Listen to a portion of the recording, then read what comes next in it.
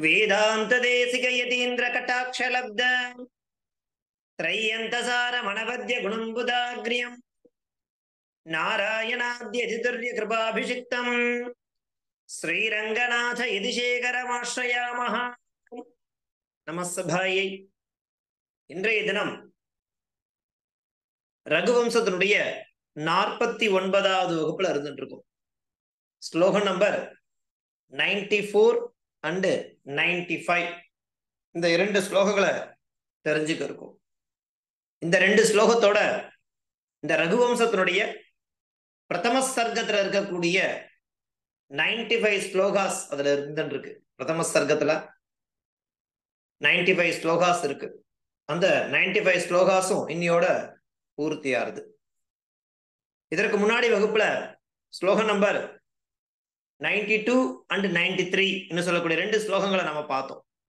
அந்த கடைசியா பார்த்த 93 ஸ்லோகத்தினுடைய தாத்பரியம் என்ன, ஸ்லோகம் என்ன அப்படிங்கிறத பார்த்துட்டு ஸ்லோகம் நம்பர் 94க்கு நம்ம போலாம். ஸ்லோகம் நம்பர் 93. அத பிரதோஷே தோஷஜ்ஞः சம்வேஷாய விஷாம்பதிம் சூணுஹு சூன்ருத வாக் ஸ்ரஷ்டுஹு விசசர்ஜோ ஜிதஸ்ரியம் அப்படிங்கிறது அந்த கடைசியா நம்ம பார்த்த ஸ்லோகம். அந்த ஸ்லோகத்தின் மூலமா சம்பிரதி முனிஹி திலீபம் நித்ராதும் ஆதிஷ்டவானிதி வர்ணயதி. வசிஷ்டர் திலீபனிடத்துல எல்லா விஷயங்களையும் சொல்லி முடிச்சிட்டார். நீ எதுக்காக இந்த ஆசிரமத்துக்கு வந்தையோ, எதை உத்தேசிச்சு வந்தையோ அந்த விஷயம் நடக்கும், அதுக்கு நீ என்ன பண்ணணும் அப்படிங்கிற விஷயத்தை தெரிவிச்சார். அதுக்கப்புறமா திலீபனுடைய முகத்துல ஒரு சந்தோஷம். அந்த சந்தோஷத்தை அவர் பார்த்த உடனே அவனுடைய அவ்வளோ பிரயாண களைப்புன்னு இருக்கும் இல்லையா, அந்த களைப்பை போக்குவதற்காக பரிசிரமம் பண்ணிக்கிறதுக்காக அவனை சீக்கிரமாகவே நித்ராதும் தூங்குவதற்காக அனுப்பி வச்சார். அப்படிங்கிறது அந்த கடைசியா பார்த்த ஸ்லோகத்தினுடைய தாற்பயமாக அமைஞ்சது. அவர் எப்பேற்பட்டவர் அப்படின்னு பார்த்தோம்னாக்கா, உண்மையும் பிரியமான வார்த்தையை பேசுகின்ற சிறந்த அறிவாளி அப்படிங்கிறதையும் சொன்னான் அந்த ஸ்லோகத்துல. வசிஷ்டர் அப்பேற்பட்டவர். அப்பேற்பட்ட அந்த வசிஷ்டர் அந்த பிரயாணத்தினுடைய சிரமம் தீரணும் அப்படிங்கிறதுக்காக அதை உத்தேசிச்சு அரசனை அந்த முன்னிரவிலேயே தூங்குவதற்கு அனுப்பினார்.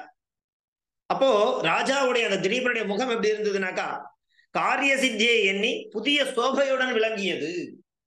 அவருடைய முகத்துல ஒரு பிரகாசம், ஒரு தேஜஸ் அப்படி காணப்பட்டான் திலீபன். அவனை சீக்கிரமாகவே தூங்குவதற்கு உத்தரவிட்டார். யாரு? வசிஷ்டர். அப்படிங்கிற மாதிரி அந்த கடைசியா நம்ம பார்த்த ஸ்லோகம் அமைஞ்சிருந்தது. என்ன ஸ்லோகம்? அத பிரதோஷே தோஷஜ்ஞः சம்வேஷாய விஷாம்பதிம் சூணுஹு சூன்ருத வாக் ஸ்ரஷ்டுஹு விசசர்ஜோ ஜிதஸ்ரியம் அப்படிங்கிற மாதிரி பார்த்தோம். அதை தொடர்ந்து நம்ம பார்க்கக்கூடிய ஸ்லோகம் நம்பர் 94. அந்த ஸ்லோகம் என்ன, அதனுடைய பதச்சேதம் என்ன, அன்வயம் என்ன, அதனுடைய பிரதிபதார்த்தம் என்ன, பாவார்த்தம் என்ன அப்படிங்கறத நம்ம பார்க்க போறோம். பாருங்க, ஸ்லோகம் நம்பர் 94.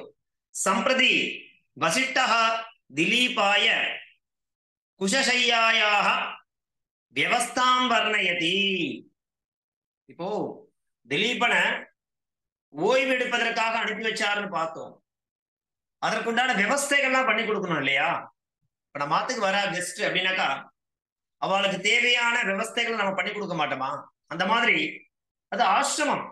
ஆசிரமத்துல என்ன வசதிகள் இருக்குமோ, அவனும் ராஜா. ராஜா எப்படி இருப்பானோ அந்த மாதிரியான விவஸ்தைகளை இங்க பண்ணி கொடுக்க முடியாது.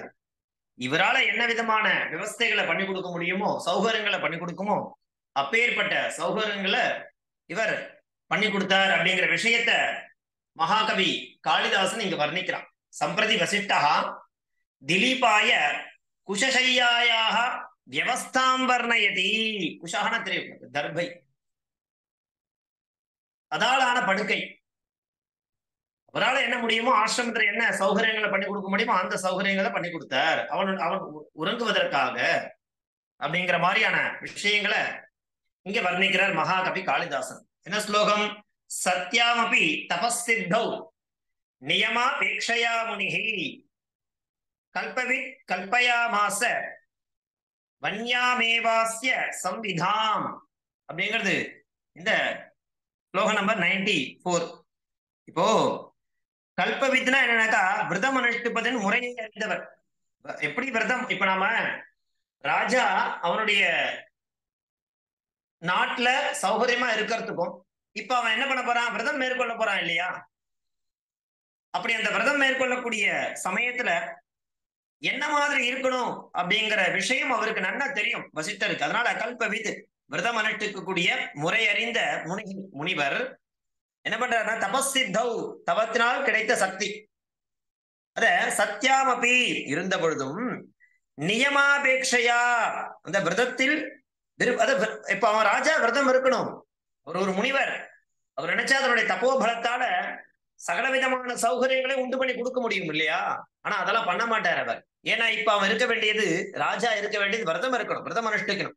அதனால விரதத்தில் அவனுக்கு விருப்பம் இருக்கு இல்லையா? அதனால நியம அபேட்சையா விரதத்தில் விருப்பத்தினால் அஸ்ய அந்த அரசனுக்கு வன்யாம்னா அந்த காட்டில் உண்டான பொருட்களால் ஆன, காட்டுல என்ன வசதிகள் கிடைக்குமோ அந்த பொருட்களை வச்சுண்டு சம்விதாம் ஏவ ஏற்பாடுகளையே அவர் என்ன பண்ணார், கல்பயாமாச.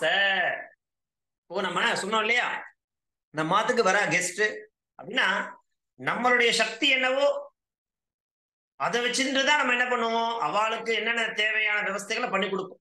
சக்திக்கு மீறி பண்ண மாட்டோம் இல்லையா? அந்த மாதிரி அந்த காட்டுல கிடைக்கக்கூடிய உபகரணங்களை வச்சுண்டு அவனோ ராஜா பேரரசன் இல்லையா, அப்படி ஒரு லக்ஸரியான வாழ்க்கை வாழ்ந்திருப்பான்.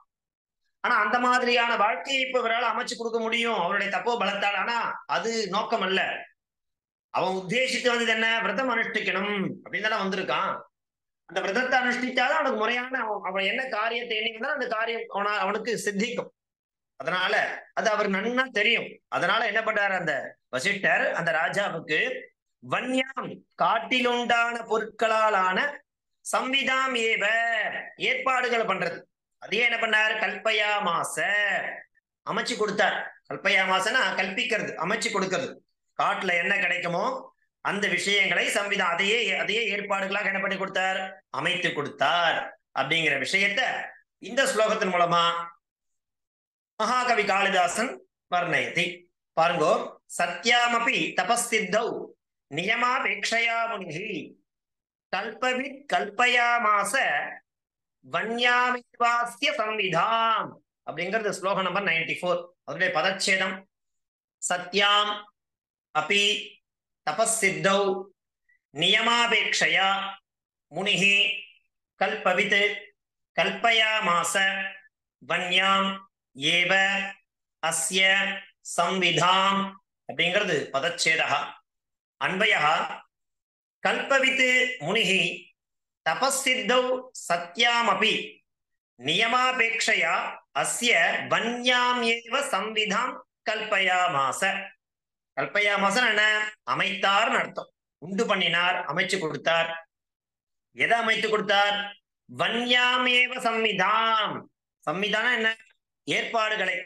எதை கொண்டு ஏற்பாடு பண்ணி கொடுத்தார், வன்யாமேவ அந்த காட்டுல என்னென்ன பொருட்கள் கிடைக்குமோ அந்த பொருட்களை வச்சுட்டு அவனுக்கு பண்ணி கொடுத்தார். ஏன் அப்படின்னாக்கா நியமாபேட்சையா விரதத்தில் விருப்பம் அவருக்கு. அவன் ராஜாவும் விரதம் இருக்கணும் அப்படிங்கிறது ராஜாவுக்கு மாத்திரம் விருப்பம் கிடையாது, முனிவருக்கு தான் விருப்பம். அப்பதான் அவனுடைய எண்ணம் என்னன்றது நிறைவேறும். விரதம் முறையா அனுஷ்டிக்கணும் இல்லையா? அதனால நியமாபேட்சையா விரதத்தில் விருப்பத்தினால் சத்யாமபி இருந்த பொழுதும், எப்படி இருந்த பொழுதும் தபஸ்சித்தௌ அவருக்கு தவத்தினால் கிடைத்த சக்தி நிறைய இருக்கு. அதை வச்சு அவரால் என்ன பண்ண முடியும், ராஜாவுக்கு தேவையான சகல சௌகரியங்களையும் ஏற்பாடு பண்ணி கொடுக்க முடியும், பஞ்சிமத்தையே அமைச்சு கொடுக்க முடியும். ஆனா அது இல்ல, அது பண்ணல. தபஸ்சித்தௌ அந்த தவத்தினால் கிடைத்த சக்தியை சத்யாமபி இருந்த பொழுதும் முனிவர் என்ன பண்றாரு அப்படின்னாக்கா கல்பவித்து. எதுக்காக இந்த மாதிரியான ஒரு விஷயத்தை கல்பயாமாச, கல்பவித்து கல்பயாமாச விரதம் அனுஷ்டித்த பின் முறையறிந்த அந்த விரதம் எப்படி பண்ணணும் அப்படிங்கிற நியமத்தை அவர் நன்கு அறிந்தார். யாரு, வசிஷ்டர் அறிந்தவர். அதனால ராஜாவுக்கு அந்த விரத கால சமயத்துல எந்த மாதிரி விரதம் இருக்கணுமோ அதற்கு தேவையான அந்த காட்டில் இருக்கக்கூடிய உபகரணங்களை வச்சுண்டு என்ன பண்ணார்? கல்பயாமாச சம்விதாமேவ கல்பயாமாச, ஏற்பாடுகளை அமைத்தார் அப்படிங்கிற இந்த ஸ்லோகத்தினுடைய அன்பயமா இருந்துருக்கு. பிரதிபதார்த்தா பாருங்கோ, கல்பவித்து விரதம் ஜானானஹா, விரதம் எப்படி அனுஷ்டிக்கணும் அப்படின்னு நன்கு அறிந்தவர். அதனால அவர் கல்பவித். யாரு? முனிகி. முனிகினாரே மகரிஷி வசிஷ்டா. தபஸ்சித்தௌ, தபஸ்சரியாயாக நிஷ்பத்தௌ, அவருக்கு தவத்தின் மூலமாக கிடைத்த சக்தி நிறைய இருக்கு. சத்யாம் வித்யாமானாயாம் இருந்த பொழுதிலும், அபிச்சேத் இருந்த பொழுதிலும், நியமாபேட்சையா விரதச்சரணஸ்ய விதிம் திருஷ்டுவா, நியமம். இப்ப நாம ஒரு விஷயத்தை இப்படி பண்ணணும்னு ஒரு நியமம் வச்சுட்டு இருக்கோம்னாக்கா, அதை நம்ம சொல்றவாளே பிரேக் பண்ணக்கூடாது, சொல்றவாளே மீறக்கூடாது. அதுதான் அங்க என்னதான் ஒரு பெரிய குருவா இருந்தா கூட நியமத்தின்படிதான் நடக்கணும். அதனால அவருக்கு சக்தி இருக்கு. அவர் நினைச்சா அந்த ராஜாவுக்கு சகல போகங்களும் பண்ணி கொடுக்க முடியும். ஆனா பண்ணல. ஏன் அப்படின்னாக்கா, நியமாபேட்சையா விரதாச்சரணஸ்ய விதிம் திருஷ்டுவா, விதிய ஒரு விரதத்தை எப்படி பண்ணணுமோ அந்த நியமத்தின்படி நன்கு அறிந்தவரான அவர் அஸ்ய திலீபஸ்ய கிருதே, அந்த திலீபனுக்கு வன்யாம் அரண்யே நிஷ்பாதிதாம், அந்த காட்டிலே இருக்கக்கூடிய காட்டிலே உண்டான பொருட்களை வச்சுட்டு ஏவ நிச்சயேன, அது மாத்திரம் அந்த பொருட்களை மட்டும் நிச்சயேன சம்விதாம் ஷையா சாமக்ரி, படுக்கிறதுக்கு இல்லையா. பொதுவா நம்மலாம் ஒரு இடத்துல இன்னொரு இடத்துக்கு போறோம்னாக்கா நமக்கு செட் ஆகாது. நம்ம மாத்திரம் எப்படி சௌகரியமா படுத்து தூங்குறோமோ அந்த மாதிரிதான் எல்லா இடத்தையும் எதிர்பார்ப்போம் இல்லையா. இல்லைன்னா நமக்கு தூக்கம் வராது. பிராக்டிக்கலி நம்ம என்ன பண்ணுவோம்? அவஸ்தைப்படுவோம். ஏன்னா நம்ம எந்த மாதிரி ஒரு இடத்துல படுத்துட்டு இருக்கோமோ நம்ம மாத்துல அந்த விவஸ்தைகளோட இருந்தா தான் நமக்கு கம்ஃபர்டபுளா இருக்கும். இல்ல அப்படின்னாக்கா நம்மளுடைய ஏதோ நம்ம கம்ஃபர்ட் ஜோன் மிஸ் ஆகிற மாதிரி ஒரு ஃபீல் ஆகும், தூக்கமே வராது இல்லையா. அதனால சம்விதான் ஷையா சாமக்ரீம், உறங்குவதற்கு தேவையான அந்த உபகரணங்களை கல்பயாமாச வியவஸ்தாபிதவான், அமைத்து கொடுத்தார். அந்த தர்பத்தாலான அந்த படுக்கை அப்படிதான் பண்ண முடியும், வேற வழி இல்லையே. பாவார்த்தா விரதஸ்ய நியமம் ஜானானஹ முனிகி, விரதத்தை அனுஷ்டிக்க வேண்டிய முறையை நன்கு அறிந்தவரான முனிகி வசிஷ்டா தபசா பலேன, அவருடைய தபோபலத்தால ராஜ்ஞா கிருதே உச்சிதம் சையாசனம் கற்பித்தும் சமர்த்தா இல்லையா. அவரால ராஜாவுக்கு தேவையான பட்டு மெத்தைகளையும் தலகாணின்னு சொல்லக்கூடிய விஷயங்களையும் பண்ணி கொடுக்க முடியும்.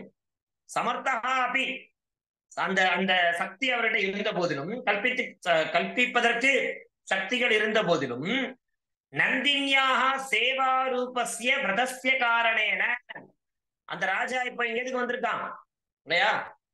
ஏகபோகமா நித்ராம் தூக்கத்துக்காகவா வந்திருக்கான், சுத்தி பாக்குறதுக்காக வந்திருக்கான், டூரா வந்திருக்கான்? இல்ல, சேவாரூபஸ்ய விரதஸ்ய காரணேன, அந்த நந்தினிக்கு செய்ய வேண்டிய சேவைகளை முறையாக செய்யணும், விரதம் இருக்கணும் அப்படிங்கிற காரணத்துக்காக வந்திருக்கிறதுனால அந்த விரதத்தோட நியமங்கள் அவருக்கு நல்லா தெரியும். அதனால வன்யேகி குஷாதிபிகி, காட்டுல இருக்கக்கூடிய அந்த தர்பைகள் முதலான வஸ்துக்களால் உண்டு பண்ணின படுக்கை, ஏவ ஷையாம் கல்பிதவான், அதையே தான் அவனுக்கு படுக்கைகளாக அமைத்து கொடுத்தார். யாரு? வசிஷ்டர். விரதஸ்ய நியமம் ஜானானஹா முனிஹி வசிஷ்டஹா தபசஹ பலேன ராஜ்ஞஹா கிருதே உச்சிதம் ஷையாசனம் கல்பித்தும் சமர்த்தஹ அப்பி நந்தின்யாஹ சேவாரூபஸ்ய விரதஸ்ய காரணேன வன்யேஹி குஷாதிபிஹி ஏவ ஷையாம் கல்பிதவான் அப்படிங்கிற மாதிரி இந்த ஸ்லோகம் நம்பர் 94 பாவார்த்தம். என்ன ஸ்லோகம்? சம்பிரதி வசிஷ்டஹ திலீபஸ்ய குஷசையாயாஹ விவஸ்தாம் வர்ணயதி சத்யாமபி தபஸ்சித்தௌ நியமாபேக்ஷயா முனிஹி கல்பவித் கல்பயாமாச வன்யாமேவாஸ்ய சம்விதாம் அப்படிங்கிறது ஸ்லோகம் நம்பர் 94. அது நம்ம பார்க்க போறது கடைசியான ஸ்லோகம், ரகுவம்சத்தினுடைய பிரதம சர்க்கத்தினுடைய கடைசி ஸ்லோகம், ஸ்லோகம் நம்பர் 95. இந்த ஸ்லோகத்தின் மூலமா வசிஷ்டர் என்ன சொல்றார் பாருங்க. சாரி, வசிஷ்டர்ன்ட்ட மகாகவி காளிதாசன் என்ன வர்ணிக்கிறான் பாருங்க. சம்பிரதி திலீபஸ்ய பிராம முகூர்த்தே நித்ராத்யாகம் வர்ணயதி. மகாகவி காளிதாசன் இந்த ஸ்லோகம் மூலமா என்ன வர்ணிக்கிறான்னாக்கா, சம்பிரதி திலீபஸ்ய பிராம முகூர்த்தே நித்ராத்யாகம் வர்ணயதி. ஓ பிரம்ம முகூர்த்தம் சொல்றோம் இல்லையா, அந்த சமயத்துல திலீபன் எழுந்துட்டான். எழுந்து என்ன பண்ணா, நித்ராத்யாகம் வர்ணயதி, தூங்கிட்டே இருக்கணும் அப்படின்னு இல்ல, தூக்கத்தை சாக்ரிஃபைஸ் பண்ணிட்டான். எழுந்துட்டான்னா என்ன அர்த்தம், தூக்கத்தை விட்டு விட்டான் அப்படின்னு அர்த்தம். எப்படி விட்டா, எந்த சமயத்துல அது நடந்தது அப்படிங்கிற ஒரு வர்ணனைய மகாகவி காளிதாசன் இங்க கொடுக்கிறான். நிர்திஷ்டாம் குலபதினா ச பர்ணசாலா மத்தியாஸ்ய பிரயத பரிகிரக த்விதீயः தச்சிஷ்யாத்யயன நிவேதிதாவசானாம் சம்விஷ்டः குஷசயனே நிஷாம் நினாய அப்படிங்கிறது 95 ஸ்லோகம் நம்பர் 95, கடைசி ஸ்லோகம், பிரதம சர்க்க ரகுவம்சத்துடைய பிரதம சர்க்கத்துடைய கடைசி ஸ்லோகம். இப்போ வசிஷ்டருடைய மாணவர்களா இருக்கா இல்லையா, சிஷ்யா, அவெல்லாம் என்ன பண்றானாக்கா, சாரி, சூரியோதயத்திற்கு முன்னாடியே எழுந்துருவாளாம். சூரிய உதயம் என்ன, கார்த்தால பொழுது விடிய போறதுன்னு அர்த்தம் இல்லையா. அந்த சூரிய உதயத்திற்கு முன்பாகவே எழுந்து என்ன பண்ணுவானாக்கா, வேத மந்திரங்களை சொல்ல ஆரம்பிச்சிருவாளாம். பிரதி தினம் என்ன பண்ணுவானாக்கா, வசிஷ்டருடைய சிஷ்யாக்கள் இருக்கா இல்லையா, மாணவர்கள், அவெல்லாம் சூரிய உதயத்திற்கு முன்பாகவே எழுந்து வேத மந்திரங்களை சொல்றது அப்படிங்கிறது வழக்கம். அவ அந்த மாதிரி வேதாத்தியனம் பண்ணின அந்த பொழுது, அப்போ அந்த பொழுது விடிஞ்சு போச்சு அப்படிங்கிற விஷயத்த அந்த திலீபன் அறியும்படியாக செய்தது அப்படிங்கிற ஸ்லோகத்தினுடைய வர்ணனை. திலீபன் என்ன பண்றான், திலீபனும் சுதக்ஷினாவும் அந்த ராத்திரி நேரத்துல பர்ணசாலையில இருந்தா. அந்த இரவானது முடிஞ்சு போச்சு. அப்படி அந்த இரவு நேரம் அப்படிங்கிறது முடிஞ்சு விடியற்காலை அப்படிங்கிற ஒரு சமயத்துல எப்படி அவ தெரிஞ்சுக்கிறார்னாக்கா, வசிஷ்டருடைய சிஷ்யாக்கள் என்ன பண்றானாக்கா, அந்த வேதாத்தியனம் பண்ணக்கூடிய சப்தங்கள், வேத மந்திரங்கள் உச்சாரணம் பண்ணக்கூடிய சப்தங்கள், அந்த ஓசையானது அவளுடைய காதல போய் ஒலிக்கிறதா. அந்த சிஷ்யாக்கள் வேத மந்திரம் சொல்லக்கூடிய அந்த விஷயங்களை அறிந்து அவ எழுந்தனர். யாரு, திலீபனும் சுதக்ஷினாவும். அந்த இரவு நேரம் முடிந்து போச்சு அப்படிங்கிற விஷயம் அவளுக்கு எப்படி தெரியறது அப்படின்னாக்கா, வசிஷ்டருடைய சிஷ்யாக்கள் வேத மந்திரங்கள் சொல்ல ஆரம்பிச்சுட்டா. பிரதிதினம் சொல்லுவாளாம். வேத அத்தியனம் பண்ணக்கூடிய அந்த சப்தம் இருக்கு இல்லையா, வேத சப்தங்கள், அவ சொல்றக்கூடிய அந்த துவனி ஓசையானது அவளுக்கு கேட்கறது. அப்ப அவ புரிஞ்சுக்கிறா, அப்பா காலை ஆயிடுத்து, விடிஞ்சு போச்சு அப்படிங்கிற விஷயத்த அவ அறிந்து கொண்டார்கள் அப்படிங்கிற விஷயத்த இப்ப நம்ம இந்த ஸ்லோகம் மூலமா தெரிஞ்சுக்கணும். அதாவது பிரயதா பரிகிரக த்விதீயஹானா, விரதமுடைய அந்த மனைவுடன் கூடியவன் யாரு, திலீபன் சுதக்ஷிணா. பிரயத பரிகிரக த்விதீயஹான யாரு, திலீபனும் சுதக்ஷினாவும். அவ ரெண்டு பேரும் என்ன பண்ணிட்டு இருக்கா, விரதமுடையவர்கள். அப்படி சுதக்ஷினாவுடன் கூடியவனாக இருக்கக்கூடிய சகா அந்த அரசன், குலபதினா அந்த முனிவர்களின் கூட்டத்திற்கு தலைவரான அந்த வசிஷ்டரால், நிர்திஷ்டாம் காண்பிக்கப்பட்ட பர்ணசாலாம், அந்த பர்ணசாலையில உறங்கின்று இருந்தான் அந்த இரவு நேரத்துல. அதை நம்ம போன ஸ்லோகத்தையே பார்த்து அனுப்பிச்சு வச்சார். அவ ரெண்டு பேரையும் அந்த பர்ணசாலையில உறங்கும்படி சொன்னார். அப்படி பிரயத பரிகிரக த்விதீயா, விரதமுடைய மனைவியுடன் கூடிய அந்த அரசன், குலபதினா முனிவருடைய இல்ல எல்லாருக்கும் அவர் தானே தலைவர், யாரு, வசிஷ்டர். அவர் என்ன பண்ணார், நிர்திஷ்டாம் அவரால் காண்பிக்கப்பட்ட அந்த பர்ணசாலையில அத்தியாஸ்ய இருந்துட்டு, குஷசயனே அந்த தர்பத்தினாலான படுக்கையில் என்ன பண்ணா, சம்பிட்டா தூங்கியவனாக இருந்த அந்த திலீபனும் சுதக்ஷினாவும், தச்சிஷ்ய அத்தியன நிவேதித அவசானாம், வசிஷ்டருடைய சிஷ்யர்கள் என்ன பண்றா, அத்தியனம் பண்றார். அத்தியத்தினால் அறிவிக்கப்பட்ட முடிவை உடைய அந்த நிஷாம், அவ காத்தால எழுந்து அந்த அத்தியனம் பண்ண உடனே அந்த இரவு நேரமானது முடிஞ்சு போச்சு அப்படிங்கிறத நம்ம புரிஞ்சுக்கணும். அது அவளும் புரிஞ்சுப்பான். நம்ம அலாரம் வச்சு எழுந்துக்கிற மாதிரி இல்லையா? அலாரம் அடிச்ச உடனே என்ன என்ன நம்ம முடிவு கன்க்ளூஷன் வரும்? அப்போ பொழுது விடிஞ்சு போச்சு, நம்ம எழுதுக்கிறோம். அந்த மாதிரி இங்க தத் சிஷ்ய அத்தியன நிவேதித அவசானம், வசிஷ்டருடைய சிஷ்யர்களின் அத்தியனத்தினால் அவ பண்ணக்கூடிய அந்த வேத அத்தியனத்தினால இப்ப என்ன அறிவிக்கப்படுறது? அவளுக்கு ஒரு முடிவு அறிவிக்கப்படுறது. நிஷாம், இந்த இரவை நினாய அவர்கள் போக்கி விட்டார்கள். நிஷாம் நினாய எப்படி படுத்துண்டா? குஷசயனே, அந்த தர்பத்தினால ஆன படுக்கையில படுத்துண்டா. சம்பிஷ்டஹா, சம்பிஷ்டா தூங்கினார்கள். எதிர தூங்கினார்கள்? குஷசயனே, தர்பேனால் செய்யப்பட்ட அந்த பாயில சம்பிஷ்டஹா தூங்கின்றிருந்தா இல்லையா? அவ நிஷாமினாய இவ்வாறாக தூங்கி தனது இரவை கழித்தனர். அது அவளுக்கு இரவு கழிஞ்சு போச்சு அப்படிங்கிற எப்படி தெரியுது? தச்சிஷ்ய இருக்கா இல்லையா? அவளுடைய அத்தியன நிவேதிதா அவசானம், அவ வேதாத்தியனம் பண்ணக்கூடிய அந்த சப்தத்தினால அவளுக்கு தெரியுது, அப்பா பொழுது விடிஞ்சு போச்சு அப்படின்னு எழுதுக்கிறான். அவ எப்படி இருக்கான் அப்படின்னாக்கா, பிரயத பரிகிரக த்விதீயா, அவ மாத்திரமா இருக்கான் இல்ல, அவனுடன் சுதட்சிணாவும் இருந்து கொண்டிருக்கிறார்கள். விரதமுடைய மனைவியுடன் கூடிய சகா அந்த அரசன் என்ன பண்ணா? முதல் நாள் இரவு நிர்திஷ்டம் குலபதினா சகா பர்ணசாலா, பர்ணசாலா அந்த குட்டில், அந்த பர்ணசாலைக்கு அவர் தானே போய் உறங்கும்படி கட்டளை இட்டார் இல்லையா? அந்த கட்டளையை ஏற்ற சகா அவன் தன் மனைவியுடன் அங்கு இருந்து கொண்டிருந்தான். விடியற் காலை ஆயிடுத்துன்றது அவளுக்கு எப்படி தெரியுது? தச்சிஷ்ய அத்தியன நிவேதிதா அவசானம், அவ எழுந்து அத்தியனம் பண்ணி அந்த ஓசையினால் அவ எழுப்பினான்.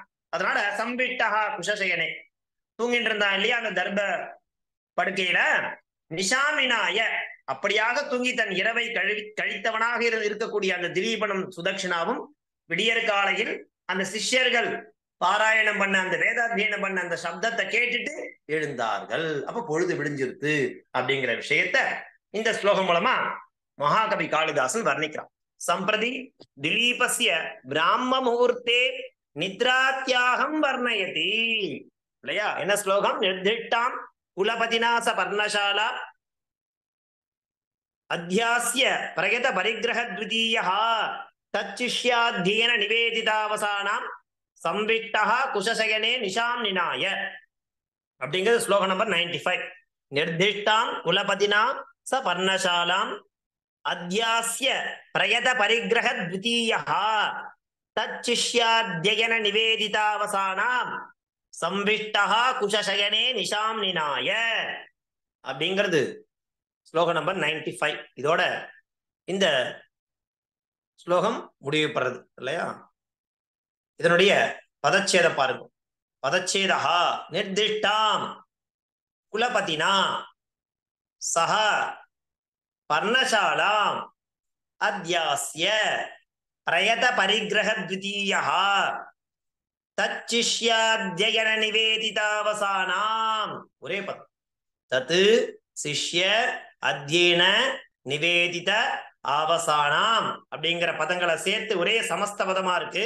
தச்சிஷ்யாத்யயன நிவேதிதாவசானாம் சம்பிஷ்டஹா குஷசயனே நிஷாம் நினாய அப்படிங்கிறது இந்த ஸ்லோகத்தினுடைய பதச்சேதா. அன்வயா பிரயத பரிகிரக த்விதீயா அப்படின்னா அர்த்தம்? சுதட்சிணாவுடன் கூடியவன், விரதத்தை அனுஷ்டித்துக் கொண்டிருக்கக்கூடிய, எப்படி கூடியவனா இருக்கான்? சுதட்சிணாவுடன் கூடியவனாக இருக்கக்கூடியவன். அதுதான் பிரயத பரிகிரக த்விதீயா சஹ அந்த திலீபா. குலபதினா நிர்திஷ்டாம், இரவு நேரம் இதற்கு முன்பாக குலபதி தான் அவளை கட்டளையிட்டார், நீங்க அங்க போய் பர்ணசாலாம், அந்த பர்ணசாலையில போய் உறங்க வேண்டும் சொன்னார். அத்தியாசிய குஷசயனே, அவருடைய கட்டளையை ஏற்று அந்த குஷசயனே தர்பயாலான அந்த படுக்கையில் படுத்துண்டு சம்பிட்டா உறங்கிய பிறகு தச்சிஷ்யாத்யயன நிவேதிதாவசானாம், அந்த வசிஷ்ட முனிவருடைய சிஷ்யர்களாக இருக்கக்கூடியவர்கள் வேதாத்தியனம் பண்ணக்கூடிய மந்திரத்தை கேட்டுண்டு நிஷாம் நினாய இரவு நேரத்தை கழிஞ்சு போச்சு அப்படிங்கிறது எப்படி தெரிஞ்சுக்கிறான்? அவர்கள் எழுப்பிய அந்த சப்தத்தை, வேத மந்திரம் அவர்களுடைய காதை அடைந்து அந்த ஒளியை கேட்ட பின் இரவு நேரம் கழிந்து விட்டது அப்படிங்கிற நிலையை அறிந்தான். இரவு நேரங்களை இப்படியாக போக்கினான் அப்படிங்கிற மாதிரி இந்த அன்வயம் அமைஞ்சிருக்கு. பிரதிபதார்த்தா பிரயத பரிகிரக த்விதீயா धर्मपत्नी सहायकः सः दिलीपः कुलपतिना वंशगुरुणा निर्दिष्टां सूचितां पर्णशालां कुटीरम् अध्यास्य अधिष्ठाय कुशशयने दर्भशय्यायां संविष्टः सुप्तः संविष्टः न तूंगरदु सुप्तः तच्शिष्याध्ययन निवेदितावसानां वसिष्ठस्य शिष्याणाम् अध्ययनेन सूचितां समाप्ताम् என்ன சமாப்தாம் இரவு நேரம் முடிஞ்சு போச்சு அப்படிங்கிற அந்த சூச்சனா அது எப்படி தெரிகிறது இவர்களால் எழுப்பக்கூடிய அந்த வேத சப்தத்தால தெரிகிறது நிஷாம் அந்த ராத்திரியும் நினாய யாபித்தவான் இரவு நேரத்தை கடக்க செய்தான் யாரு திலீபன் भावार्थः राजा दिलीपः सुदक्षिणया सह कुलपतिना वसिष्ठेन सूचितां पर्णकुटीं प्रविष्टवान् तत्र रात्रौ कुशासने पत्न्या सह सुप्तवान् वसिष्ठस्य शिष्यैः कृतेन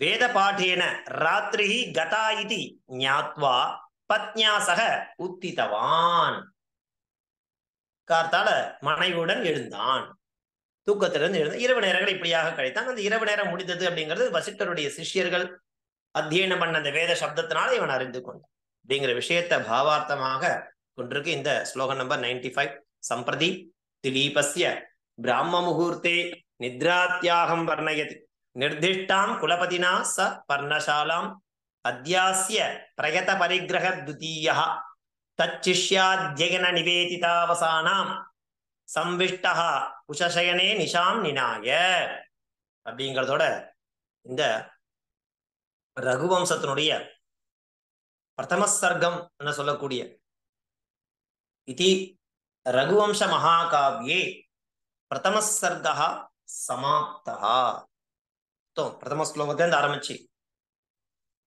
கடைசி 95 ஸ்லோகம் பரியந்தம் இருக்கக்கூடிய இந்த பிரதம சர்க்கம் என்ன கன்க்ளூஷன்னாக்கா ராஜா இந்த அவனுடைய உத்தேசம் என்ன எதற்காக இந்த வசிஷ்டருடைய ஆசிரமத்துக்கு வந்தான் வந்த காரியம் என்னவாயிற்று வசிஷ்டர் அவனுக்கு என்ன மாதிரியான விஷயங்களை காண்பிச்சு கொடுத்தார் அப்படிங்கிறத உள்ளடக்கியதான் இந்த பிரதம சர்க்கமாக அமைஞ்சுன்னு இருக்குது ஸோ இதோட இந்த ஸ்லோகத்தோட இந்த பிரதம சர்க்கம் அப்படிங்கிற இது முடியறது நம்முடைய ஸ்ரத்தா உத்தர பாகத்தினுடைய இந்த கோர்ஸும் இதோட முடியறது ஸோ இப்போ நம்ம வழக்கமாக என்ன பண்ணிட்டு இருக்கோம் அப்படின்னாக்கா படிக்கிறதுக்கு அவகாசம் கொடுத்துட்டு இருக்கோம் போன வகுப்புல எது வரைக்கும் முடிச்சோமோ அவளை தவிர்த்துட்டு இருக்கக்கூடியவாளை என்ன பண்ணணும் படிக்கிறதுக்கு முயற்சி பண்ணுங்க ஒரே நிமிஷம் ஸ்லோகம் நம்பர் 94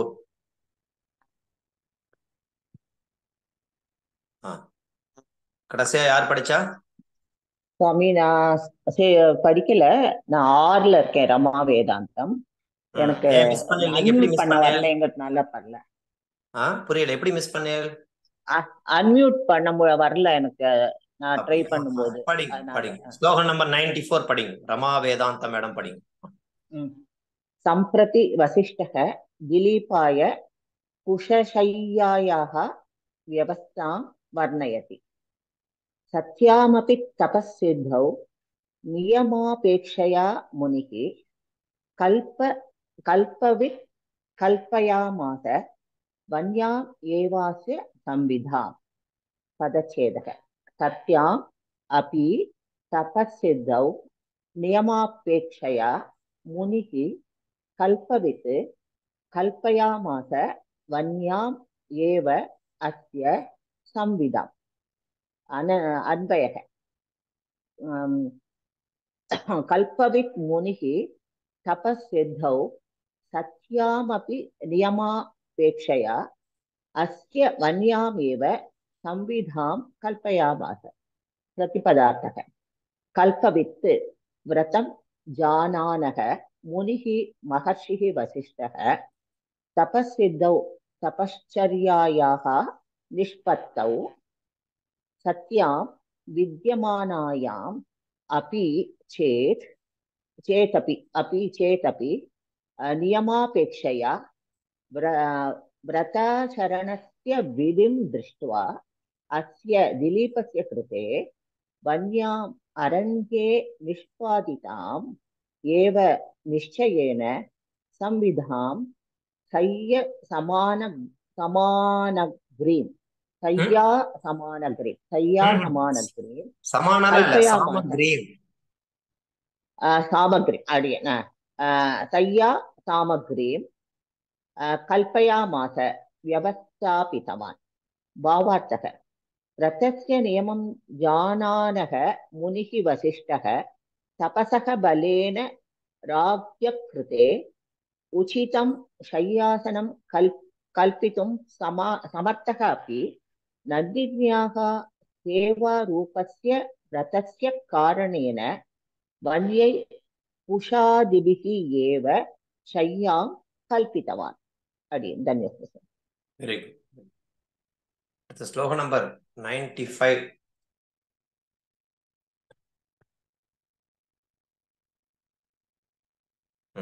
ஆர் எல்லாம் முடிஞ்சு போயிட்டா? எல்லாம் படிச்சுட்டா?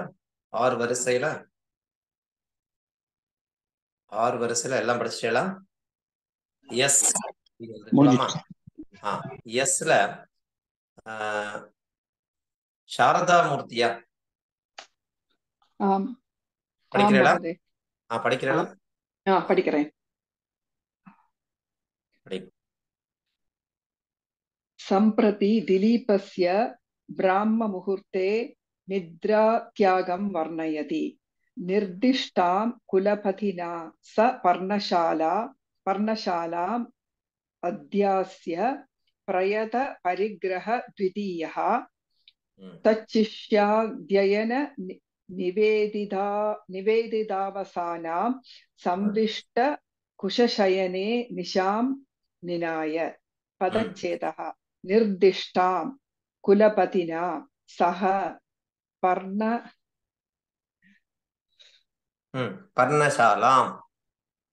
पर्णशालाम्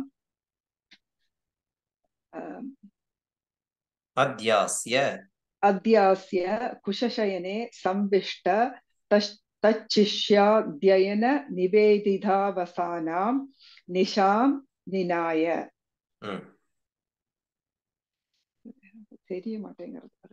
अन्वयः प्रयत परिग्रह द्वितीयः सः कुलपतिना निर्दिष्टां पर्णशालाम् अध्यास्य कुशशयने संविष्टः तच्शिष्याध्ययन निवेदितावसानां निशां निनाय.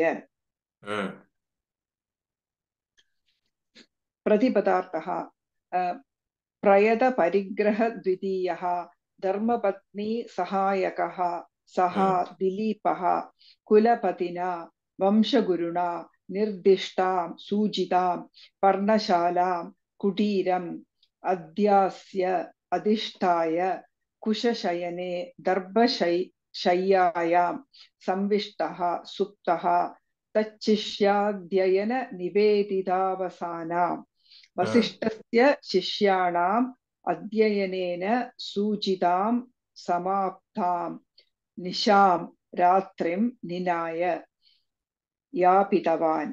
भावार्थः राजा दिलीपः सुदक्षिणया सह कुलपतिना वसिष्ठेन सूचितां पर्णकुटीं प्रविष्टवान्।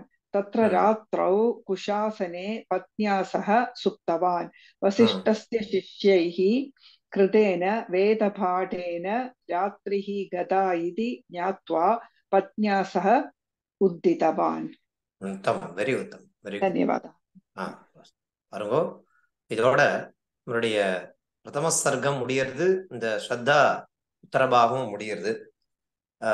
போன தடவை உங்களுக்கு கொடுத்த மாதிரி சில கேள்விகள் நான் உங்களுக்கு அனுப்பிச்சு வைக்கிறேன். பழசு அனுப்பிச்சின கேள்வியும் சரி, இப்ப நான் அனுப்புற கேள்வியும் நல்லா படிச்சுக்கோங்க. முதல்ல ஒரு 30 கொஸ்டின்ஸ் அனுப்பியிருப்பேன், இப்போ ஒரு 30 கொஸ்டின்ஸ் அனுப்புறேன். இதெல்லாம் உங்களுக்கு வந்து மாடலுக்காக. அதுக்கப்புறமா என்னைக்கு பரீட்சை அப்படிங்கறது நாங்க உங்களுக்கு குரூப்ல சொல்றோம். டிஸ்கஸ் பண்ணிட்டு என்னைக்கு இருந்தா கம்ஃபர்டபுளா இருக்கும் அப்படிங்கிற மாதிரி நாங்க உங்களுக்கு அந்த ஃபர்தர் என்னென்ன அப்டேட் அப்படிங்கிறத நம்ம குரூப்ல போட்டுட்டே இருக்கேன். பாருங்க, சீக்கிரமாவே நம்ம பரீட்சை இருக்கும். கூகுள் ஃபார்மேட்ல தான் இருக்கும். அந்த கூகுள் ஷீட் ஃபில் பண்ணிடலையே அதே ஃபார்மேட்ல தான் இருக்கும். 1 வேர்டு தான்.